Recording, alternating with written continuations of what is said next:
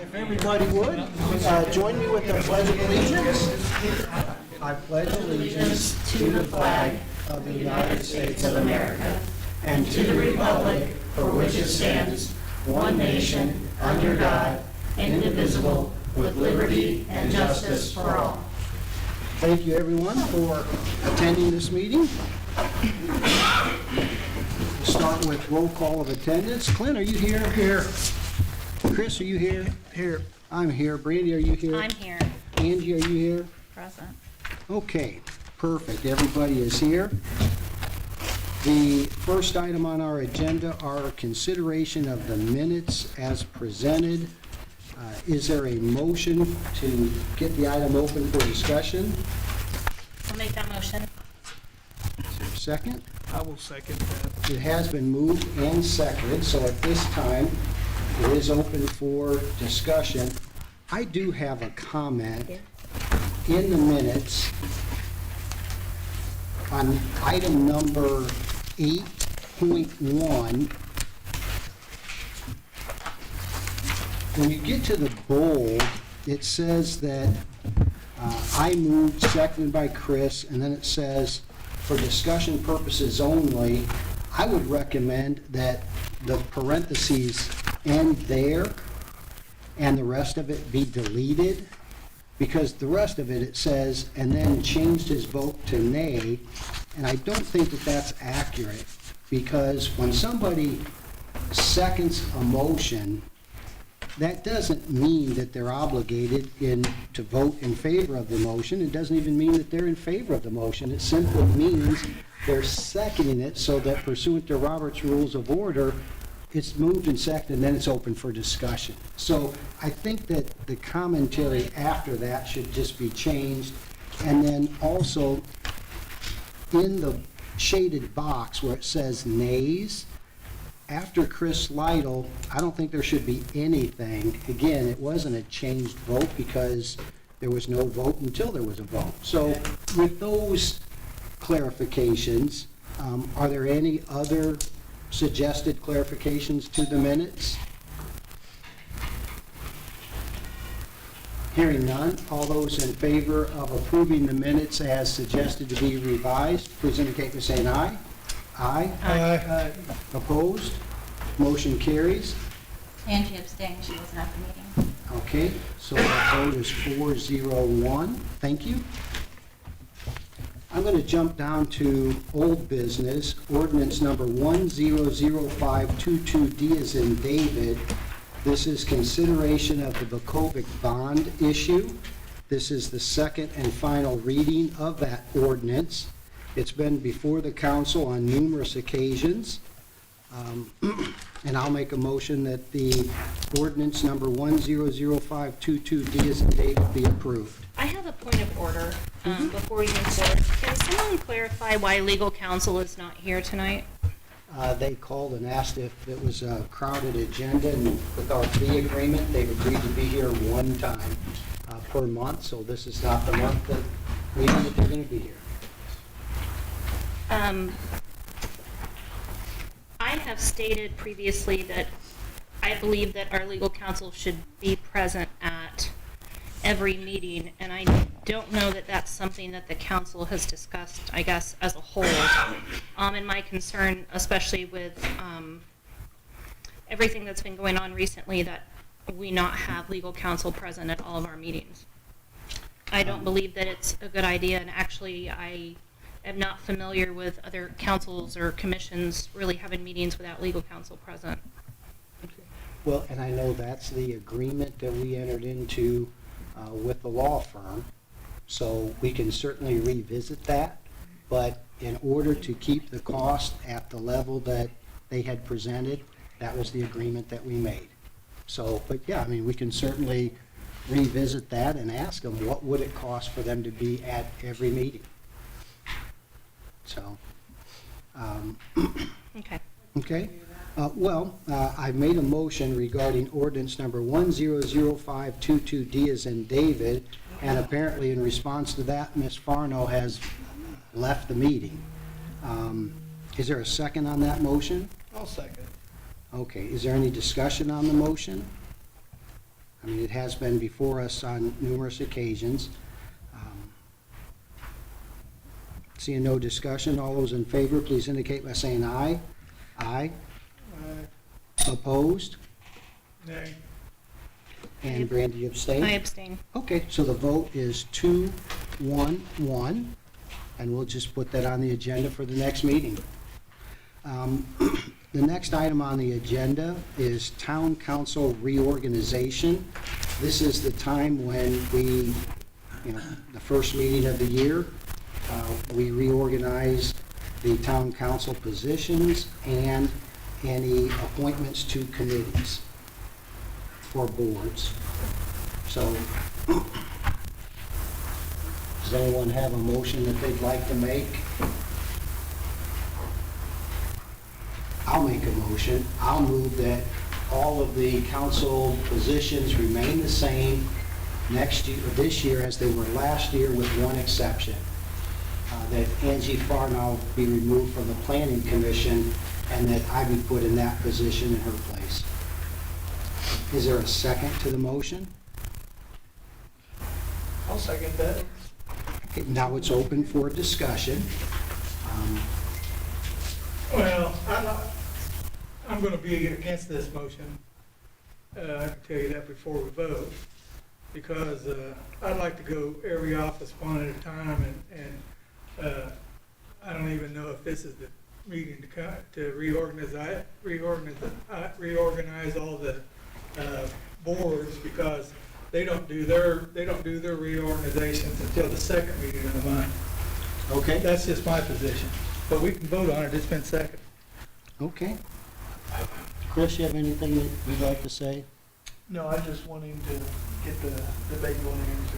Yeah, and my only thought is, and the reason for making the motion is hopefully to avoid a lot of controversy that might otherwise have occurred.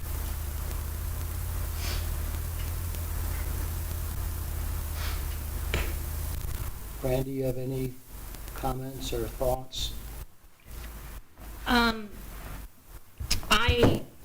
I am not in favor of continuing positions, as I think we need to do reorganization office by office, and I agree with Clint.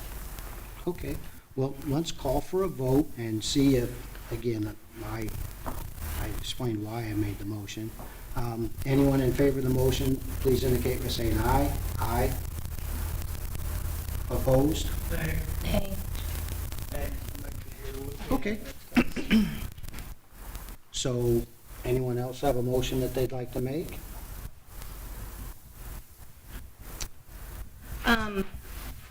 I think that, in general, that the town council leadership positions be reorganized, especially, I think it's a good scenario to do so every year. I once served as council president for 2 years in a row, and it was an extremely stressful time and a stressful role, and to assume and serve 2 years consecutively.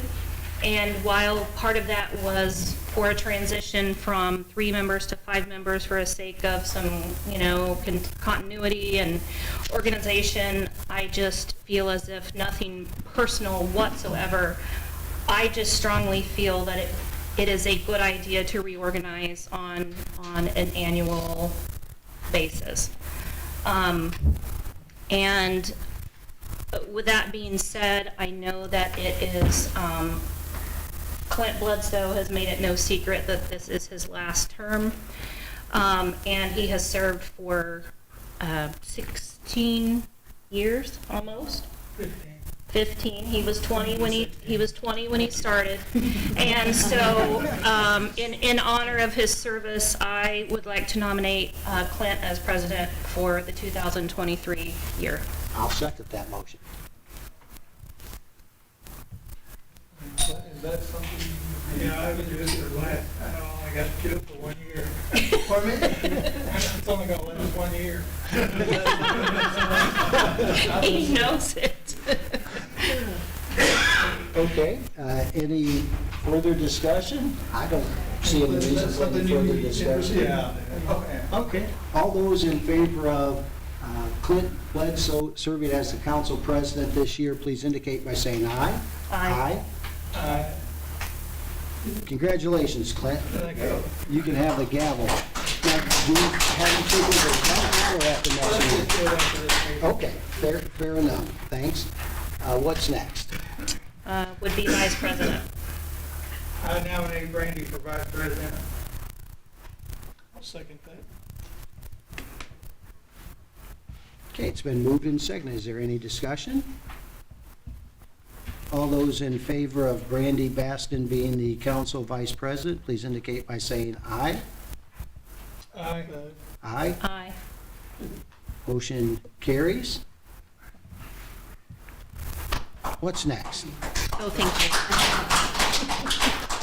Would be secretary.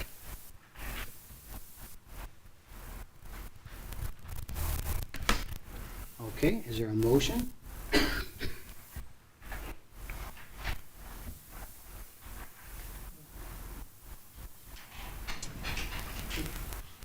Something you'd be interested in? Sure. I make a motion that Bill be secretary. I'll Second that. Okay. All those in favor, please indicate by saying aye. Aye. Aye.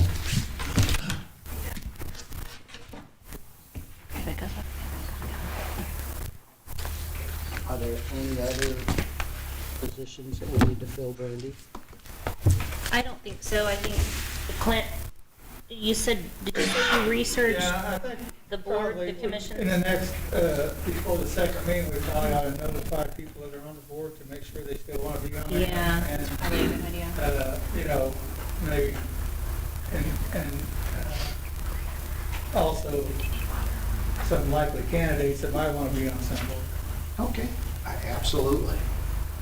I would recommend that we contact anybody and everybody that's on a current board, see if they're interested in continuing, and then, you know, we have time between now and the next meeting when each of those commissions and boards are reorganized, that they can be confirmed, and if necessary, there's a little bit of time to find folks. Perhaps a little bit unusual, but because we now have a full council, I'm going to recall item number 4.1. This is ordinance number 100522, D as in David. I'll make a motion that we approve ordinance number 100522, D as in David, which is the COVID bond issue, which has been before the council on many occasions. So I make that motion that that be approved. Second. Is there any discussion?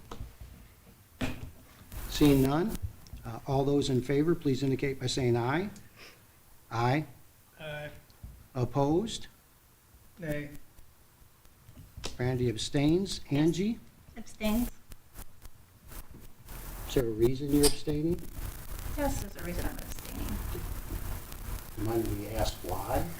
When you were here when this thing was discussed, you certainly had an opinion about You it just before. asked me if I had an explanation, so are you gonna be quiet so I can explain? Go Can't right talk ahead. if you're still talking. I have questions about how some of the things, since the last time we voted, because I catched up on most of these meetings via YouTube about how these proceedings were going on. And I'd like to discuss the most recent RDC meeting that Okay, you were in, because you sit on the RDC board. I Mhm. recall you said that you were nominating yourself because nobody else would nominate you because you shouldn't be sitting on the RDC, but that's a whole other story. So at the RDC meeting, you were sitting here, you had Don Tharp sitting there. The RDC meeting was called because of, I think you worded it, does that have anything to do yes, with it has this everything to do issue? with this, and if you let me talk, you'll get the gist of what the issue is. From 52 to the railroad and 600 east to the creek. So basically what we're gonna do is we're just gonna quit beating around the bush about this. So what we're discussing is Tharp property. Because from 52 to the railroad from 600 East. What does Don't that have interrupt to me. do with You this asked me, ordinance? I'm answering. Do not interrupt me. From 600 or whatever it was to the creek is what we're discussing, and that's Tharp property. All of that is Tharp property. To which I'm moved by the fact that a few months ago you said there wasn't anything in Tharp property that was in the TIF district, but now that has changed. So, kudos to Rachel, who said it was a power grab at that meeting. And then she was talked out of it by whoever that was from Crohn's, who presented at the RDC meeting. Didn't present at the planning meeting, but presented at the RDC meeting for this allocation to go through. And then Don Tharp, who isn't on the RDC board, that was sitting in the public, was allowed to speak, not once, not twice, but 3 times. And then the public was told, no public comments. If you allow one person in public to speak, you have to continue to leave the floor open to let everybody speak. Nobody was allowed to ask any questions, and it passed. Then it went to the planning commission meeting, who, by the way, kudos to Brandy, asked, is there gonna be a presentation for the planning commission? Oh, they were all, no. Ron Wally missed that meeting. I was out for that meeting. And it was Nancy, I think, who was president, and Brandy was there, and Eric Croft was there. And Brandy said, is there gonna be a presentation? No. Well, does everybody know what they're voting on? But I bet if anybody asked them any questions, if they knew what they were voting on, the answer would have been no. And it passed except for Eric. Good job. You should have questioned it. And then it went to the council. You should not be sitting on the RDC board voting in favor of anything that has anything to do with Tharp property. For the same reason why Brandy didn't vote on anything in the TIF district that had to do with the hospital, because it was her employer. You should be abstaining. There's documentation. I can bring out all the documentation. Barnes and Thornburg have a really nice handout for the RDC being people and for their attorneys that says you should not even be on there, and you shouldn't even be on there and abstaining because you have a conflict of interest and ethical issues in which that pertains to. So I have an issue voting on this tip and the way that this has been handled, the way that some of the information that hasn't been shared across the board with the rest of the council. Well, And if I'm you not come to voting meetings, if you blindly. come to meetings, you I should am get not the voting information. blindly on this TIF district until I have all the pertinent information. And I don't think that the rest of the council should either, because down the line from here, when this gets questioned, everybody's gonna have to be able to answer for that. And the only person that's gonna be able to answer that right now is gonna be Clint, because he said no, and Brandy, who is abstaining. But I think anybody else should bring out all the documentation that you pushed through as stated as facts, which we all know right now, you get your facts messed up, should be questioned. So I am abstaining from this until I get the rest of the information from the attorney, which I'll be able to obtain once we have a new president, and then I will vote for the second reading. But until then, I'm not voting blindly. Thanks. We have no business, no new business. We'll move on to department reports. Bob? In front of you, you guys might see the local year-end report for the police department. All the runs, officers that we've had over our entire year. So we'll get a chance to take a look at it. If you have any questions, feel free to ask. Thank you. Jim? Nope. Steve? Recommend, okay. Community crossings are in on it, just released first call of 2023 for community crossings. Project for this year I have slated is Cedar Creek. What I've come up with so far is, or what I've come up with is a total project of $202,687. The town and Palestine would commit our match of $50,671.75. Just 25% of the total. Thank you. Yvonne? I don't have much. We finished at the end of the year and did manage to get the band paid off on the 30th. Thank you.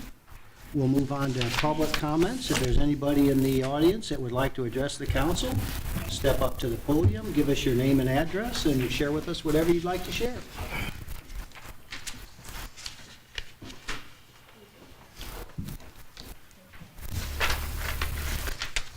Jake Gumbers, 35.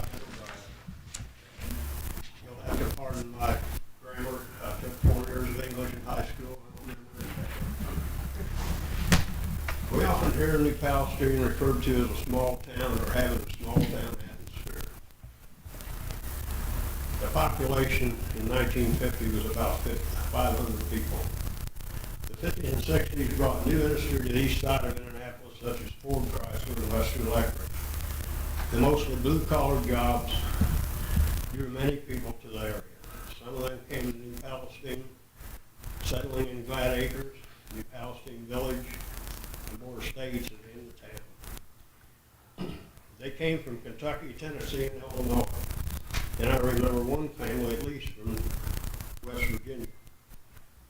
Some brought their families, and some came alone with only a suitcase. They blended into the community, patronized local businesses, joined churches, sent their kids to school, participated in local activities. Many are still here, as are some of their descendants. When my wife and I married in 1959, we rented a farmhouse from a couple in the area. The man was a prominent farmer. His wife was a member of the family that owned the local bank. They did not know us beforehand, and we had no resumes. 6 months later, we were able to buy an older home in town. Since we had no credit, we bought the house on contract from the owners, but we'd only known for a short time. Neither my wife nor I had any advanced schooling after high school. She did clerical work at the Army Finance Center, and I was earning $3.50 an hour as a laborer, the truck driver for an excavating contract.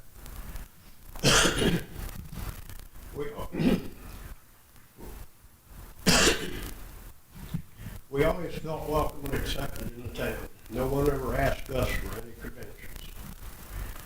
The town has experienced considerable growth since then. When the recent Bakovic apartment project was presented to the town, questions were raised as to whether or not they would be low-income government subsidized units. During the approval process, Bakovic and the Town Council emphasized that they would not be subsidized. It was presented as a high-end development designed to attract professional and retired persons with rent ranging from around $1,000 to $2,000 a month. It appears to be a quality facility, and I do not personally object to the apartment.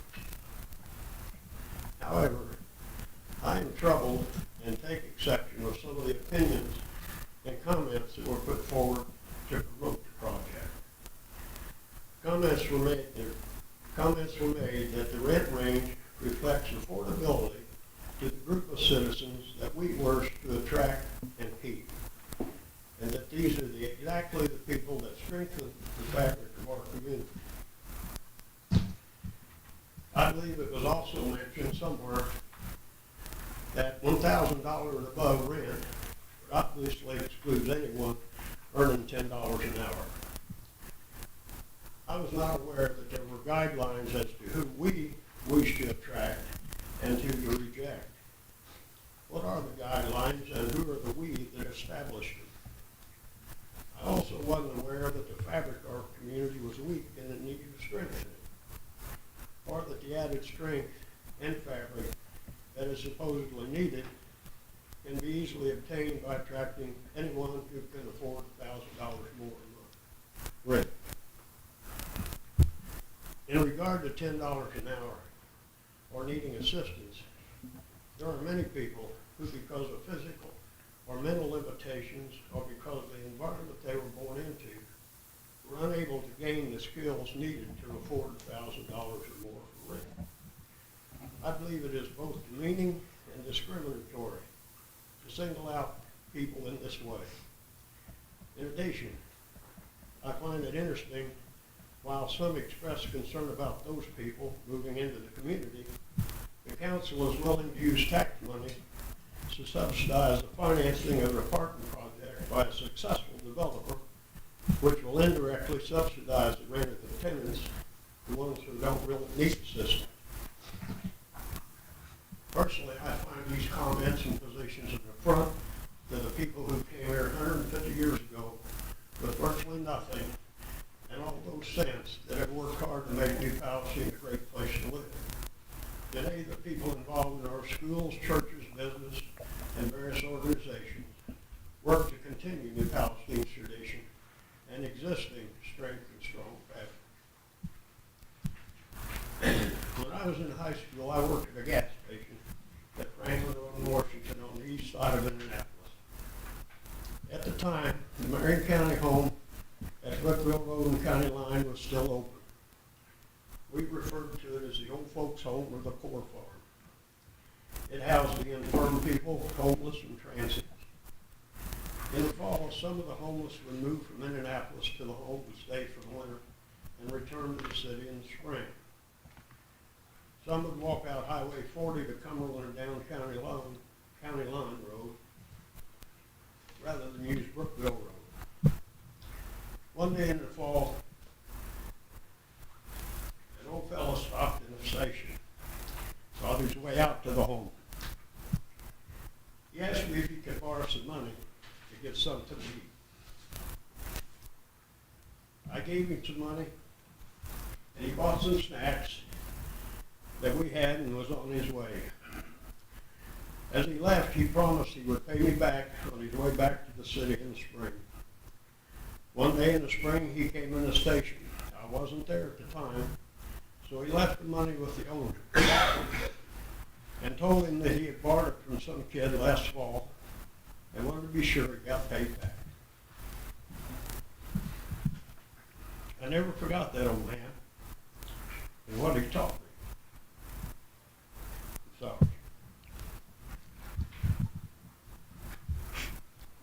today, one can find examples of people in government, business, Hollywood, professional sports, and beyond, that education, profession, social standing, or wealth does not guarantee good character or higher moral standards or strong fiber.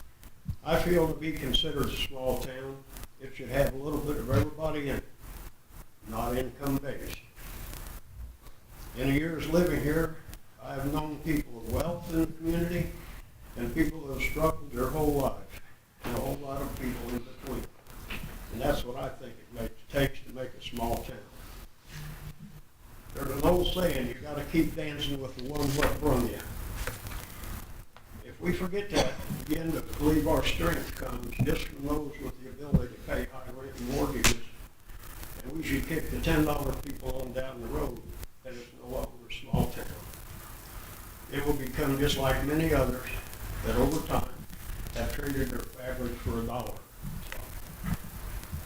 But whatever happens, I'll always remember that old man that came in the station. He didn't have the money, but what he had was strength and character and morals. And he's welcome at my house anytime. Thank you. Anyone else?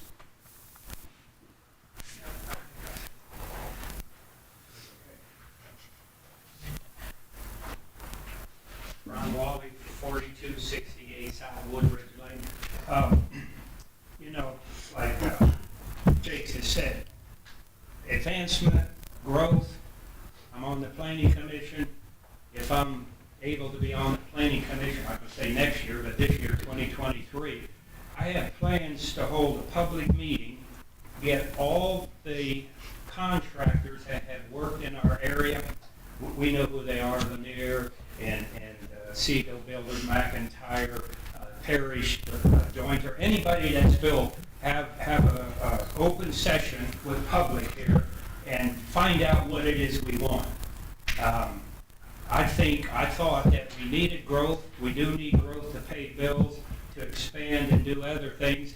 And then we have people that don't want growth. Jake doesn't, he's been all for growth, but controlled growth. And so I'm thinking, okay, I'm wrong. All the time I'm wrong. We don't want any growth. We don't want to do this. And I'm sitting on an airplane. I talk to people all over the world. And I say, I live here, I did this. We're trying to put an apartment in. And some people don't want it. It's going to kill it. It's going to cause traffic. And she says, well, I live in Springfield, Missouri. Guy that works for me lives there. And she said the exact same thing, 280-unit apartment. And we thought it was going to be plugged up and it was going to be this and that. And then she said, we don't even know it's there. So I'm talking left and right, so I don't have any firm date. And then I said, okay, well, I've always wanted restaurants. We travel to Shelbyville, we go to Indianapolis, we go to Greenfield, we go all over to eat. We want restaurants in here. So I said, okay, we have to have growth to have restaurants. That's my opinion. We have to have growth to have restaurants. And then we're a professional agency in town, and they said, hey, what's going on in town? We need restaurants. You know, they said, my wife was talking to somebody, and she said, well, there's a lot of people that are against the growth. He said, no, we want restaurants, we need growth. So right now, I'm hanging on the fence. You know, we can't stay a small town, Jake, I respect that, known you forever, and your morals are the highest I've ever known.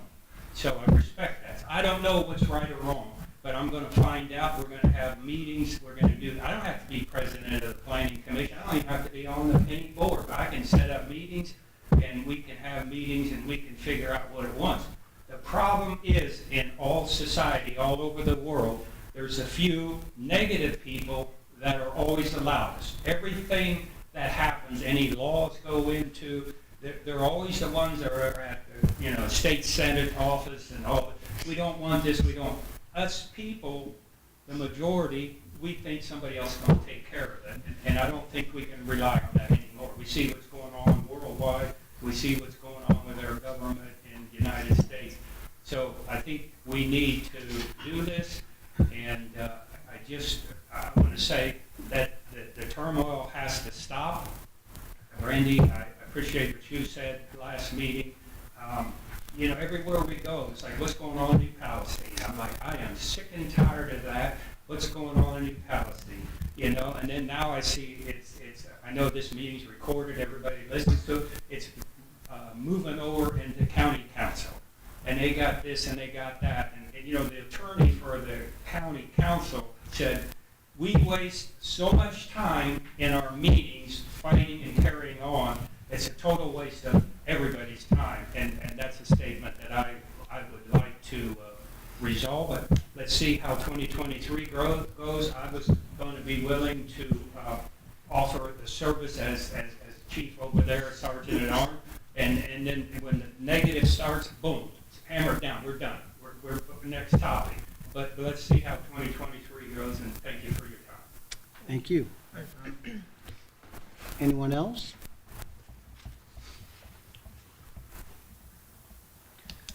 We'll move on to council comments. Clint, you have anything you'd like to add? No.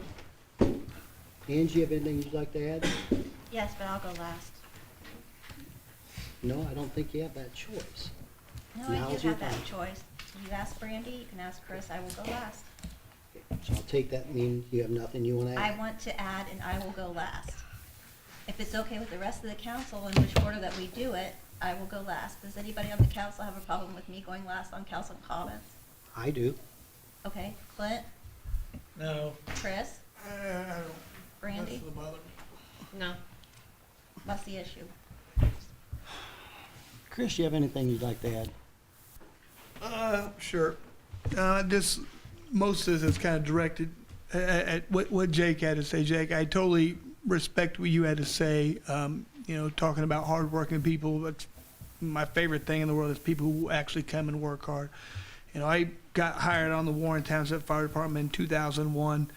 Been out there, and that's how I didn't know much about New Palestine. I came out here, I loved it, loved the nice area, the people out here, the environment. I moved out here because of it. I thought it was great.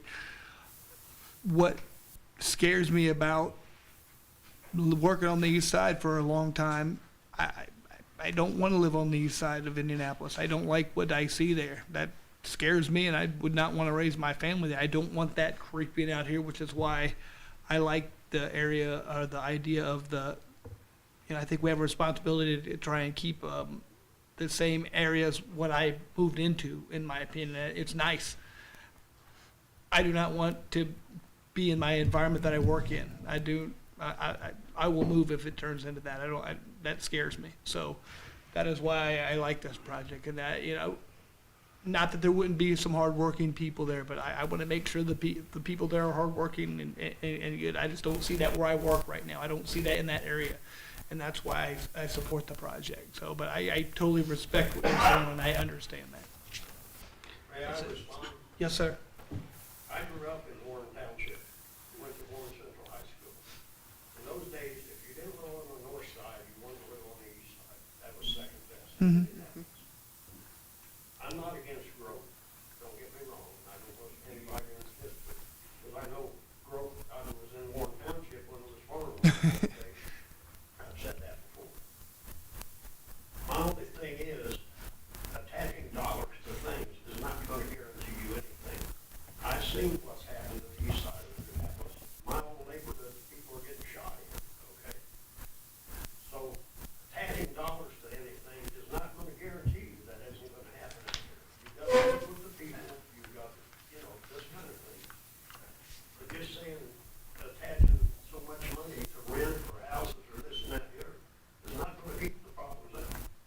There's a bigger issue than that. Well, That's all. I agree with you, sir. I just, my mind's point is when the apartments they build over in my area where I work aren't as nice as the ones we're talking about built in here. And when you're building those type of places, you're getting a certain type of client that I see over there. That's my only thing. And I feel like moving here, I moved here for a reason. I want to keep the quality high. That's my thought with this. So, yeah, but I respect everything you're saying. I agree with what you're saying. That's all I have. Thank you. We'll see what happens with the apartment project. There are a number of options. The developer has already contacted each member of the town council, sent an email and said that they are currently working on what's called value engineering. So I guess to the extent folks have said that they're not against the apartment project, that might be a good thing, because there's going to be about 100 additional apartments added. The single-family villas, which are the nicest element along Mount Comfort Road, will be eliminated. The design and architectural features that were substantial upgrades will probably be eliminated. And that's okay. I mean, it is what it is, and I'm just relaying what the developer has said to the council. Now they are engaging in value engineering, and what we're going to end up with is higher density and lower quality. And that's perfectly fine. From day one, they said, in order to get a quality product, we need assistance. And if we're not willing to provide that assistance, then, you know, they've already purchased the land, and yes, they have an option. They haven't indicated so far that they're willing to exercise the option and sell the property back. Instead, I think, at least what they said in their email to us, is they're moving forward with a different product. So, you know, it is what it is. And, you know, I've said this many times, that it isn't personal, and there sure as in the world is not one penny of benefit to Bill Niemeyer from this apartment project. And anybody that says otherwise is completely wrong. And we've had the conflict of interest statute read aloud, and it specifically says, if a council member has a pecuniary interest, meaning a financial interest, then they shouldn't vote. I have never voted on a single project that I have a financial interest in. I haven't, and I never will.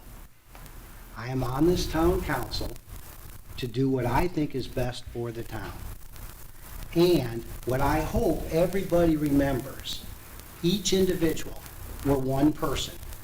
You have your own opinions. For whatever reason form those opinions, those are your opinions. As council members, I hope moving forward we can put aside pettiness, a personal urge to win, making something so ugly and personal when it doesn't have to be. You come in, you vote. You're one of 5 people. And if you don't have a pecuniary interest in a project, in my opinion, if you don't vote, you're shirking your duties, you're violating the oath that you took when you accepted the position, and you know, maybe it's a little harsh, but if you can't do the job, then don't be on the town council. I mean, it's easy when everything's fine and we're talking about parades and celebrations and awards and great things. We have a lot of positive things in our community, more positive than negative. This apartment project has been way too controversial, made too personal, and, you know, I hope moving forward, again, everybody have an opinion, come vote and move on. We don't have to dwell on negative things. So that's all I'd like to share this evening. Brandy, you have anything you'd like to add? Yeah, actually, I have two things. Jake, number one, that's the best testimony I've heard all year here. The best feedback I've heard all year. You don't have to be a communication major to have done what you did tonight and to lead me to tears, which isn't hard lately. But your sentiments reflected what I said when I applied to run for this office, is that I represent everyone. And you mentioned things like Ford and Western Electric and places like that that brought people from other communities. And my mom and dad both. My dad was first generation Hoosier, came from Tennessee and worked at Ford. My mother worked at Western Electric. They lived in poverty. And I never knew an ounce of poverty because of them and those opportunities. And throughout this year, when folks have discussed housing additions and apartment complexes, without specific mention to anything in general, just in general, and to hear comments repeatedly on, unless you can afford a $300,000, 1,800 square foot house, there are many people that have expressed you shouldn't be here, right? This is not the growth we're going. And if that was the situation, I wouldn't be here because I'm not worthy of this community. And whether you have a degree or not, whether you were able to finish high school or not, it should have no bearing on consideration in a community. I am completely with you. And one of my biggest regrets of this year is there are folks in this community and outside of this community that feel like in some of these discussions that has been lost sight of, right? And so I just wanted to thank you for your heartfelt testimony tonight. It's the sincerest thing I have heard all year. And thank you for making that difference. You're welcome. The second thing I wanted to address that I actually wasn't going to address until, Bill, I heard some of your statements are, in a very real way, I feel that some of your comments were directed towards me. And your perception that my lack of voting or abstaining on this issue is that I'm shirking my duties because of perception of pecuniary interest, and that I shouldn't show up and I shouldn't be here if I'm not prepared to do my job. If you took anything that I said as a personal affront or an insult, I apologize completely. We can disagree, and I'm gonna go what Clint said year one, and taught me a good lesson, and that is, we can disagree, and that's okay. I personally don't think that you have a conflict because you don't have a pecuniary interest in the project. That's just my opinion, and if you have a different opinion, that's fantastic. I will not ask you to vote. You abstain, that's fine. I did at one meeting ask you why, to clarify, because I thought that one of the reasons had been resolved, but I'm not gonna ask you to vote if you're not comfortable in voting. So I apologize if you think that was a personal attack. You know, at least you come to meetings and you participate, and I appreciate that completely. That's what we're here for. And what I would like to see moving forward, and also just as an example of that, is in comments made, and you know, we all know it was on the front page of the newspaper today, so, I mean, you know, anybody wants to watch the YouTube video again, you can get the actual full speech, you know, I made, just in case you missed it. But, you know, is just, you know, the type of comments, you know, it's just not necessary and productive in moving forward. And I'd like to see that change. And yes, there is going to be a disagreement on the conflict of interest, because at the end of the day, I answer personally, professionally, and legally for the decisions I make, or the votes I cast, or what I choose to abstain on. And in the end, that's on me. And statutorily, there's lots of opinions. You can choose to abstain on something you're not comfortable with, but I have only done so when there has been a very real conflict of interest. And I'm not interested in debating the legal versus real versus whatever moving forward. I cannot and will not do it. And as I said, I want to move forward in a positive manner. I want this to be a productive year. And I want to get back to focusing on what we all came here for, and that is to make this a better community, grow the infrastructure, focus on things like sidewalks and parks and town centers and revenue and businesses, and make people want to live here, and make our generation, our children want to come back and live here. And if all we do in respect to Jake is say, unless you can afford a $300,000 house, we don't have a place for you here. Well, I'm telling you right now, it doesn't matter whether my kids have a college degree or not. They can't come back here. And so I just want to move forward in a positive manner. And I don't want any, it's not a perfect world, it's politics, but let's just move towards progress and get past all this. So that's it. Angie, anything you'd like to add? Oh, yeah. So I've been out for health reasons, which I don't have to discuss publicly. The only thing I have to let everybody know is that I'm not going to be at a meeting. I don't have to tell anybody why. And I like how everybody is focused on moving forward and being positive when I am finally at a meeting and can defend myself, which what's been displayed across the newspapers for the past 3 months.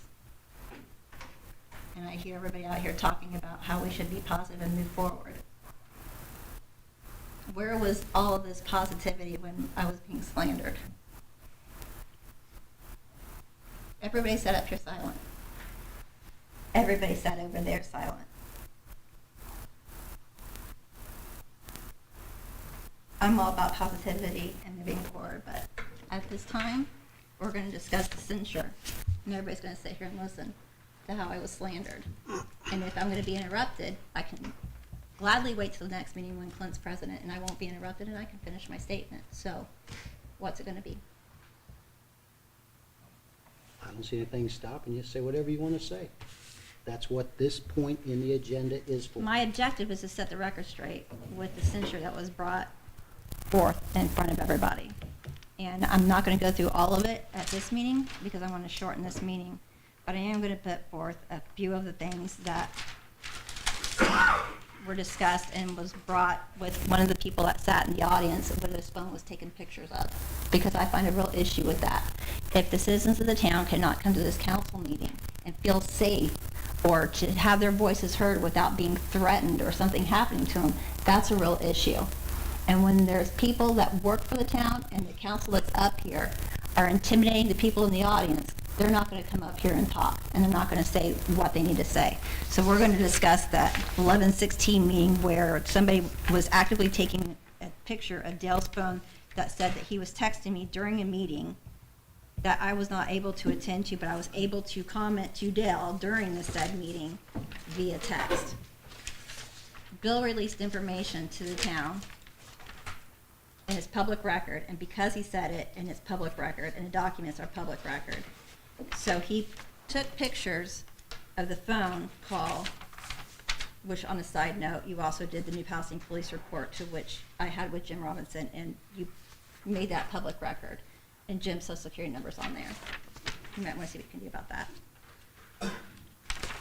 So, here's a copy of, it says, Town New Council meeting, November 16th, 2022, 7 p.m. That's what's posted on the video. It went on to say later in the video, the meeting start delayed due to council member availability. Start time 7:30.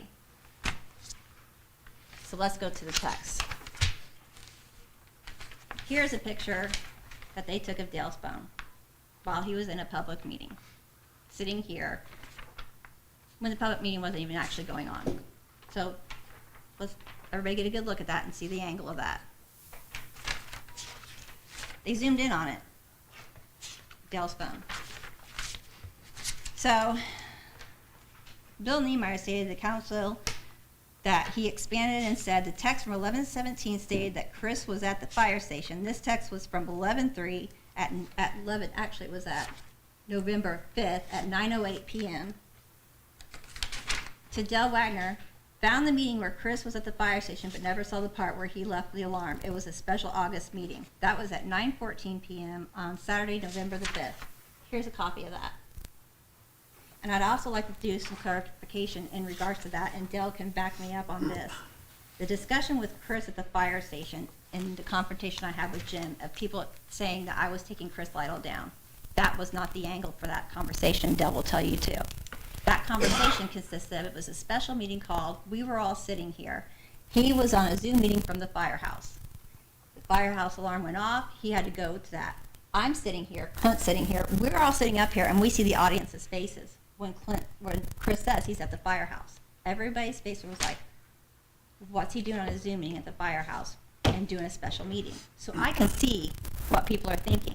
What I wanted clarification on was when I asked Chris about that meeting, he said that he heard from Bill Niemeyer and from Ted that it was okay for him to attend that meeting.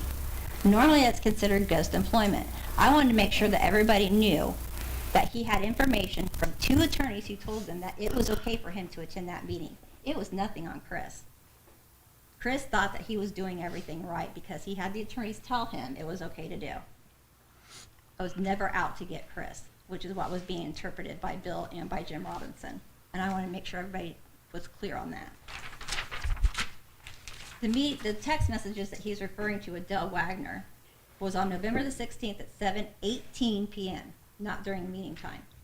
We had 3 texts where he sent me a text that said, Brandon just arrived, at least they can pay the bills. I replied at 7:21, LOL. That's the only thing I replied. There were no text feeds going back between Dale and I at a meeting. Nothing at all. But let's get to the real root of it. Let's find out who took a picture of Dale's phone. We saw where he was sitting. Let's pull that one back up again. That's Dale. There's a picture from the town council meeting. Who's sitting next to Dale where that picture was taken from? Why would Commonwealth need to take a picture of Dale's phone? Commonwealth is the people that are doing the project for the sewer department. Our multi-million-dollar sewer department. I'm not talking, you're not a council member, I'm speaking. Stay silent, please. So I'm interested in what Commonwealth is going to get for taking pictures of Dale's phone and sending it to the council. Because now I'm wondering, well, what was in it for them to do that? What was in it for them to come to our council meeting, take a picture of one of our citizens' phones, and then have it displayed as public information?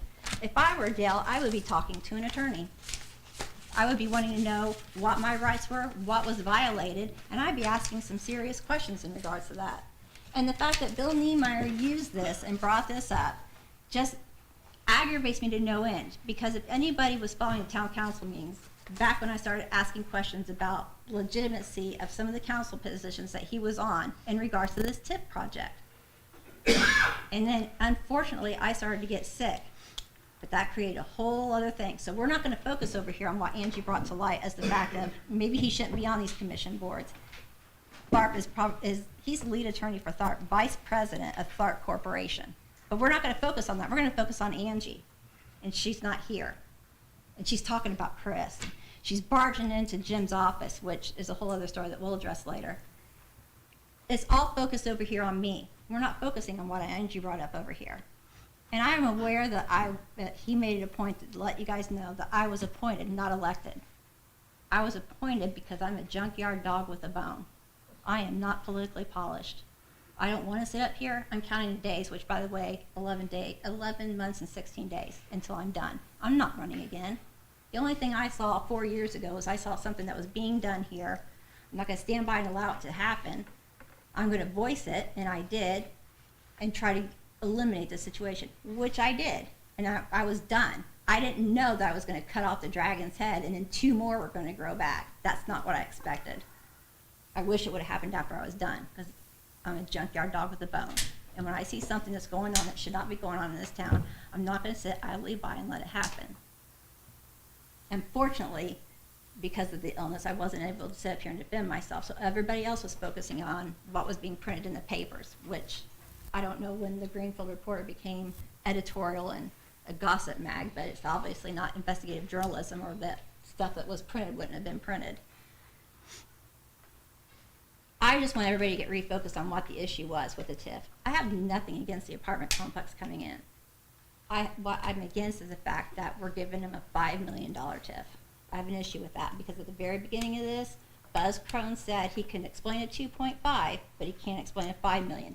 Somewhere in all that, that changed, but that wasn't shared with the rest of the council on why that changed, or how that changed, or why that changed. That's when I started asking questions. That's when I started saying, let's slow the little roll here and figure out what's going on. But it wasn't a slow roll. Bekovich said 5 million and we're walking, and I need it done by this. I don't see people lined up out here needing housing. So I'm not going to rush this. I'm going to make sure everything was done by the book, and it was done accordingly, and everybody was where they're supposed to be. There's documentation enough here that says that bills shouldn't be sitting on any of the boards. If there was any abuse whatsoever that was being done on the council's behalf, it wasn't abuse by me, abuse of power by me. Putting yourself on commission boards where you shouldn't be sitting to make sure that the project that's going to benefit your employer gets pushed along is questionable. The apartments can go up. I have no problem with that. I don't have any problem talking about the abatements and working through all of that. My issue is how this has been done. And then now my bigger issue is the fact that Brandy's not going to say anything because she's politically correct and polished. And she's not going to tell you about the phone calls she's received at home where she was practically threatened, or the fact that she was threatened in the hallway and back by the council president because she's abstaining from a vote, or telling her that when she got up here that he had something drawn up ready to go if she abstained from the vote to make her look bad for abstaining from the vote, which she should be doing. She's abstained since day one. Nobody had an issue with Brandy abstaining from the TIF vote with it's just a hospital. But when those apartments came in, and it was going to bust up that other property over here that's been kind of stale, and they were going to be able to start building up properties there, there was a problem with Brandy abstaining. Where was that at before? People should be making those questions. I mean, the 5 of us are up here, but this is a community here.